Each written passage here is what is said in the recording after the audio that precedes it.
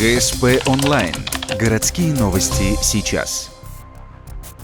В Ухте закончено расследование уголовного дела в отношении зверского убийства женщины. Обвиняется ее сын, 29-летний мужчина. Соседи характеризуют семью положительно, поэтому ничего не заподозрили, когда в ночь на 28 сентября 2014 года около 5 часов утра в квартире раздались крики и ругань. Как пояснил убийца, мать увидела его в наркотической эйфории и пошла вызывать скорую помощь. Испугавшись, он избил тогда еще живую женщину, сломал ей ребра, выдавил глаза, откусил ухо и палец. После злодеяния он выпрыгнул в окно головой вниз, пролетел 2 этажа. Мужчина бегал по улице и кричал прохожим, что совершил убийство. Спустя 2 часа его задержали полицейские. В последнее время, в 2014 году, он уже привлекался к уголовной ответственности за то, что оскорбил сотрудников полиции.